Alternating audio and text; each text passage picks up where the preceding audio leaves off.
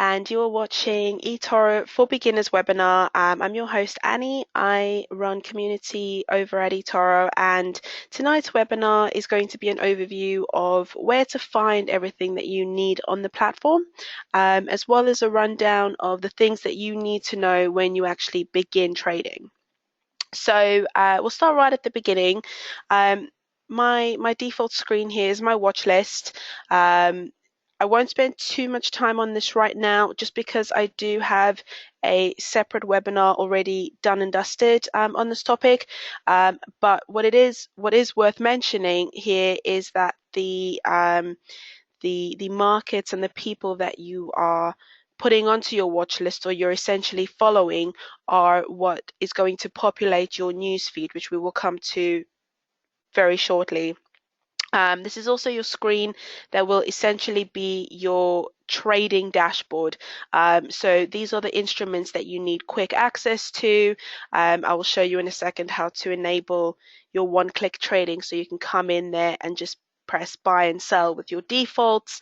And this is essentially the place where you're going to do everything in one place, in one go. So I guess one of the main points to sort of brush over here is you can change your layout to whatever feels most comfortable for you. You've got the ability to add your markets from here directly, or when you are on a market wall, to go in there and add them to a watch list. So here you'll see on Euro USD, I've already got it on my watch list, as well as my recently invested watch list. You can, of course, create a new one. You can add up to 12 watch lists, each with 50 items. So that's 50 people or 50 unique instruments. Also, from your watch list, you can set your price alerts. So these are essentially going to go off. You'll get a notification that looks like this when it hits the price that you are setting here. So I will just go ahead and maybe set a really easy one that's likely to happen in the next few minutes. So what's this? I won't put it too far off. Let's just have that there so we know what it looks like. And that's kind of it for now.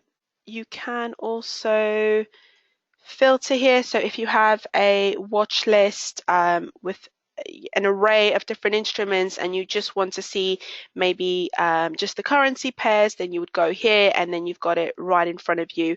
If you've got if you've got earnings coming up and you just want to focus on your stocks, and you just want to trade your stocks now in the markets, just ahead of market open perhaps, then again, this is the kind of thing where you would sort of be able to filter to the things that you're looking for. So also from your watch list, okay, we've covered the price alert, you've got that there. As already mentioned, I have done this in more detail before, so once this webinar is over, I will put a link to the watch lists webinar on my wall, which is at eToro in the feed. So you can just pop over there, and I'll have that there for you if you want to see a bit more about how to use them and how to add people and what all of that really means. So in terms of actually opening your trades, I'll get to that kind of later on in the webinar, but first I sort of want to walk through these three tabs. So in my portfolio, I've already got some Euro USD trades. If you just click on the row, you'll see them here. You'll see how they're performing right now. Of course, you'll see where you opened them, how many units you've opened them with. You can obviously modify them, and you can close them directly from here. What I will do is we'll open a trade a little bit from here, and then we'll just kind of run through all the things that you sort of need to understand about the trade before you get in there. So in your portfolio, you really just have your open trades right now. You can again sort of sort the columns that you want, customize the view a little bit for what works best for you, for what you want to see. Here you've also got your history, which will tell you how much you've spent on that trade in terms of fees, where it opened, where it closed. You won't necessarily see it on here, but if you do go to your portfolio, I don't actually have any open trades here, but I'll take someone else as an example. Let's take Carex.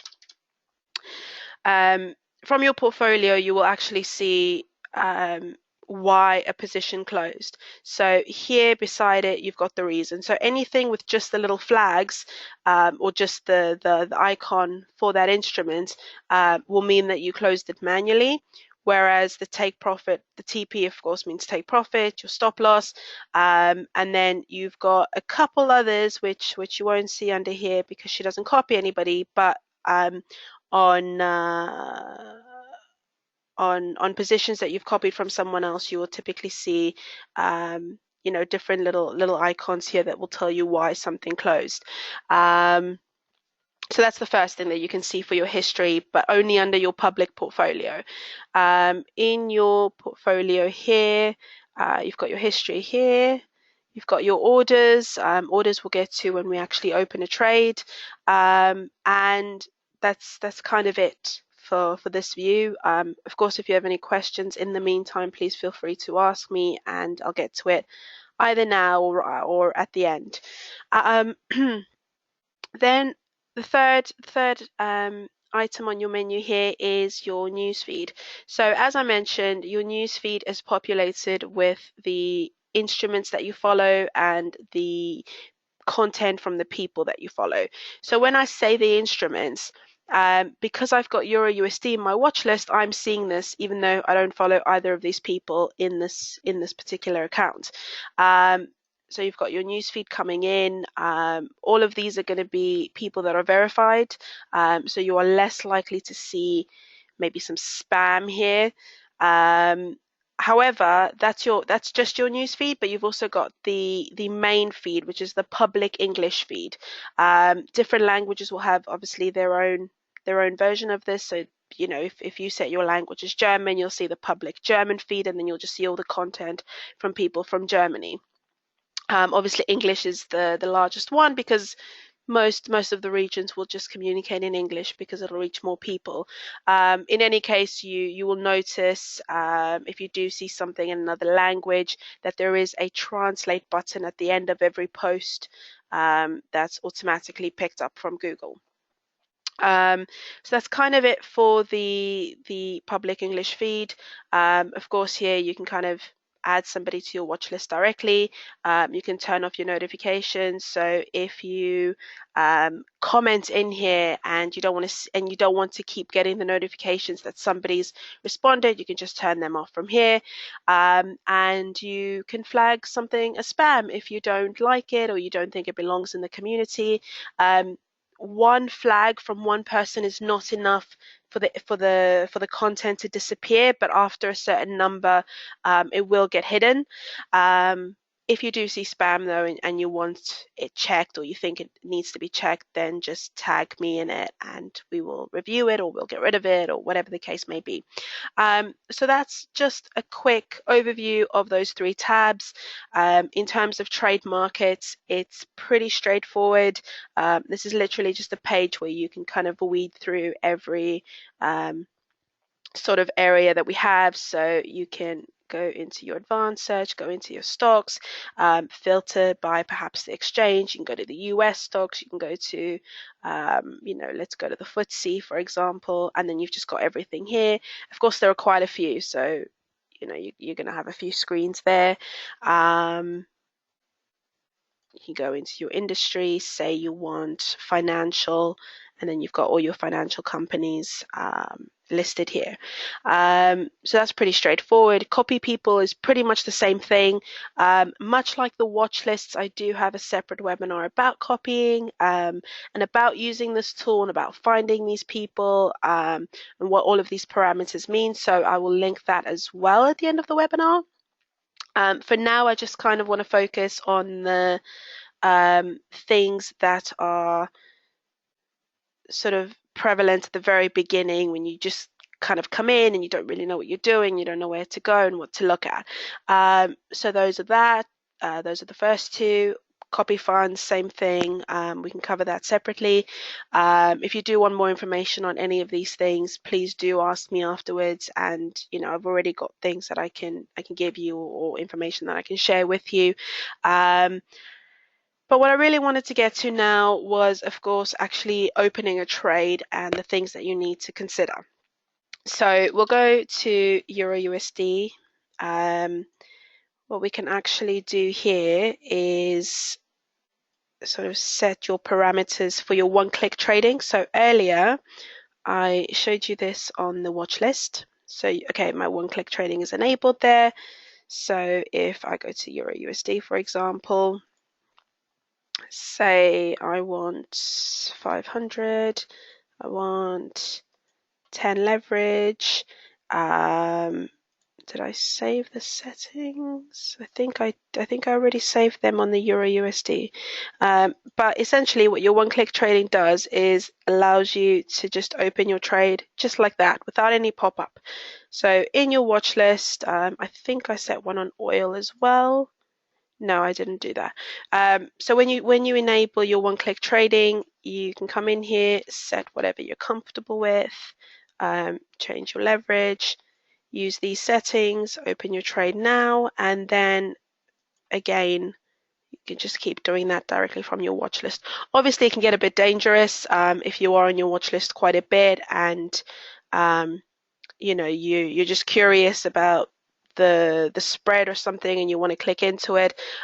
So just be wary of when you have one click enabled, so you don't open any trades that you don't want to get into, or at least have a play with it on the virtual account, which if you're not already familiar, you can access from here. So sorry to deflect from the original point that I was trying to make, which is Euro USD. Here's the trade. So in your trade pop-up, actually I'll take something else that doesn't have one click on it.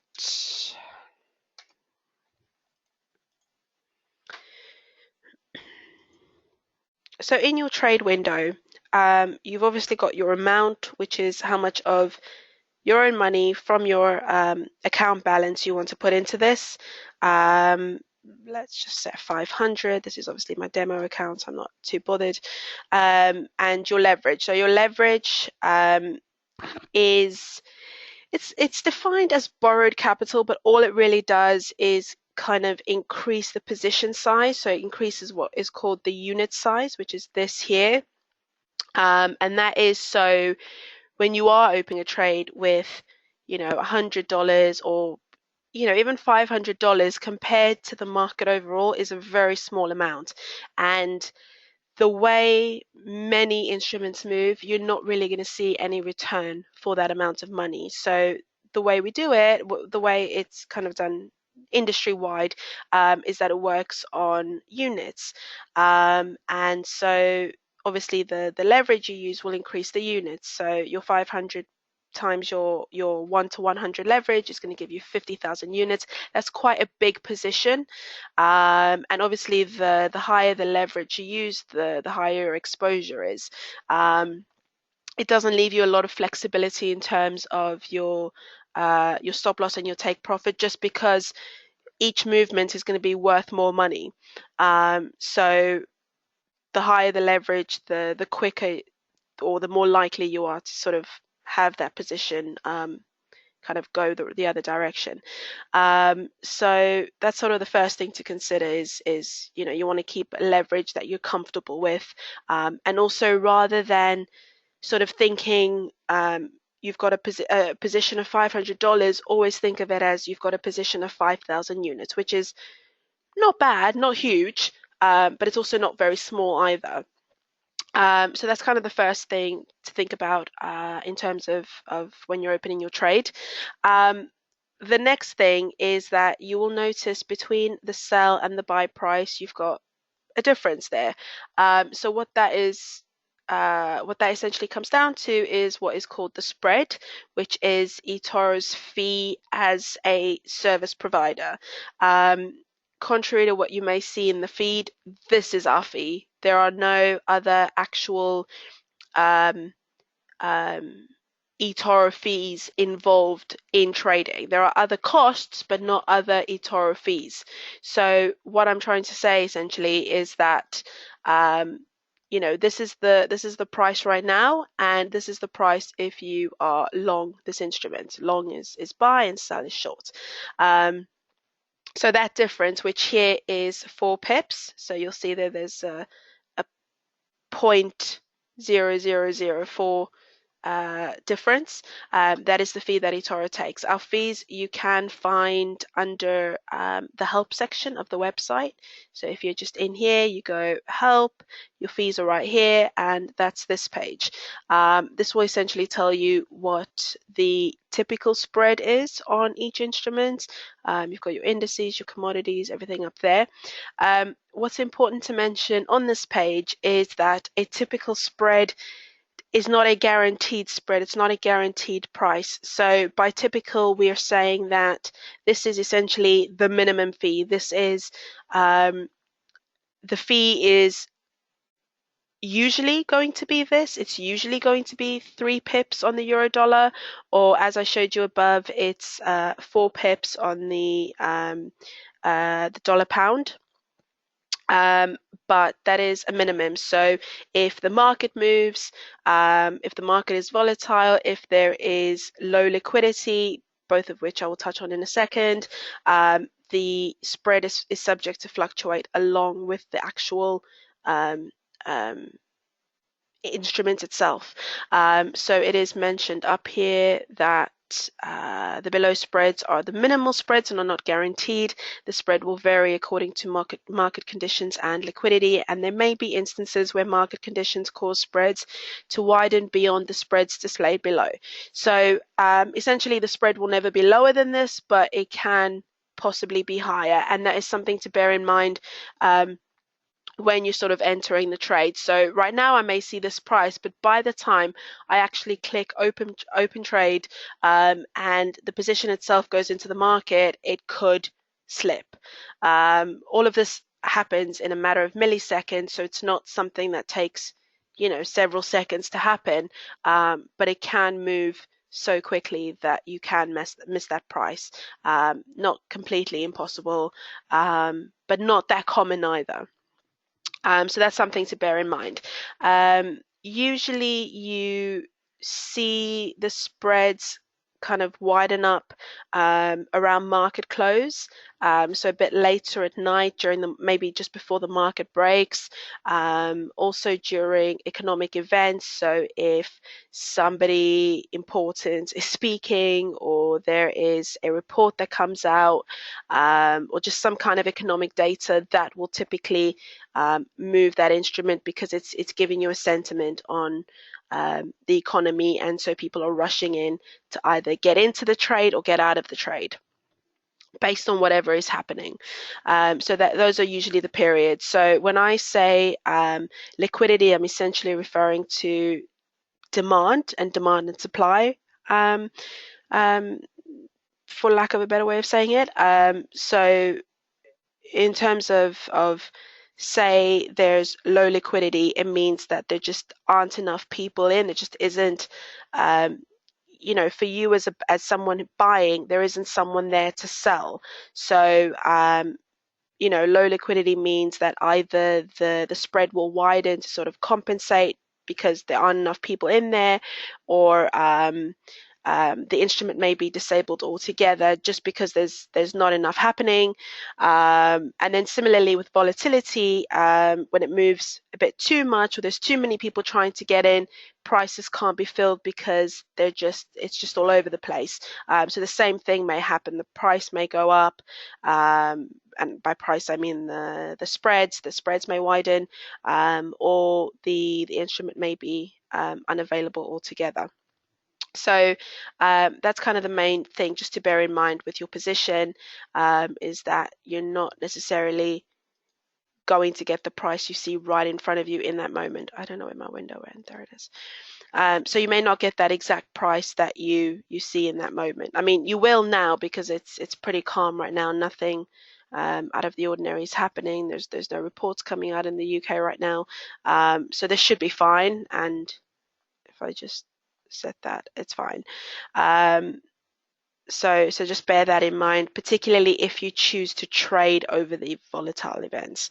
So I've already said that the spread is our main fee, but what you will notice on here is that there is also a overnight fee, which is a daily cost of actually keeping your position open overnight.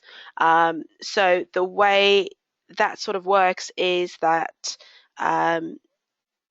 markets open in the morning and they sort of close in the evening in every region. But because we are global, because most brokers will provide, service and sort of their product across the world, what we essentially do is kind of have different regions market hours overlapping, which is why you're able to trade pretty much around the clock for most instruments Monday through Friday. So, but what you're really doing is that the original position is being kept open when the market is actually closed. So there is a cost to that, and these costs are dependent on the interest rates. So you will notice on a lot of them that, say, on the sell you may have a credit and on the buy you will have your debit. So it doesn't mean that we want you to sell or that we're going to charge you money because you want to buy. It just means that that's how it works out for those rollovers, because the interest rate can change fairly regularly. These fees are subject to change quite regularly. We don't update you when they change. You will be updated only if something significant happens. So if, say, an instrument with that previously had no overnight fees now has overnight fees, if we change the sort of contract on that, or whatever it is, then we will let you know. But generally, if, say, this tomorrow is 0.05, we're not going to tell you that. It's up to you to make sure that you know what the overnight fees are. So they're displayed here. You'll see that they are set on most instruments. On stocks, you don't have overnight fees on the unleveraged position, so this is only on leveraged. And you will also see this on the trading pop-up, on the trading window here. So here it says 7:48 for the night, and then for the weekend it's $22. Thing to bear in mind there is that the overnight fee is essentially taken 2 days before the period that is carried over. So your weekend fees, so your overnight fees for the weekend basically are taken Wednesday nights on currencies in particular. So tonight, this position would be charged $22. So it'd be tripled to cover basically the next 3 nights. Next 3 nights meaning sort of Thursday, Friday, Saturday. And so even if you open a trade, an hour before the fee is credited before the fee is debited, and you close your trade before the weekend, you still would have already paid that fee, so it's not something you can get back. However, by the same token, if you open your trade literally after the market break, and you haven't sort of had it open during that window when the fee is taken, then you will get your position open overnight over the weekend without paying any additional fees. So it works both ways there. That's pretty much it on this front. I don't know that there's anything else to really cover. I really wanted to get, sort of a grasp over the rollovers are there, that the spreads can move. These are kind of the main points that I see coming up a lot for new people in the feed every day. So these are the things that you really need to pay attention to. Also understand that we're in a period right now where there is a lot of volatility, be it because of the political climate or just years of all sorts of things happening in the markets. It is quite a tricky time. It's not as easy as maybe it would have been 10 years ago to just go into a trade and have it go quite naturally, without too much worry around it. So I will add all of these into the post that I put on my wall in a little bit. If you want to do any additional reading on that, if you have any questions, now's the time to ask me. I don't have any right now. Um, Someone's just asked me about some of the emails. If there are emails that you are getting that maybe someone else is not getting, it may be that they are only open to certain groups of people, so maybe only funded accounts, or maybe only premium accounts if that's if that's the account you hold, and the email you're getting. But generally you can go into your settings and kind of decide which emails you want and which ones you don't want. And if there's anything in particular that you really think you want to get, or your friend wants to get, then let us know, and I'm sure we can sort that out, or at least understand why they're not getting it and whether they should be getting it. So that's pretty much it from me. I don't seem to have any questions. As always, please do come to my wall if you think of something that you want to know. If you want me to explain something in more detail, and thank you for watching.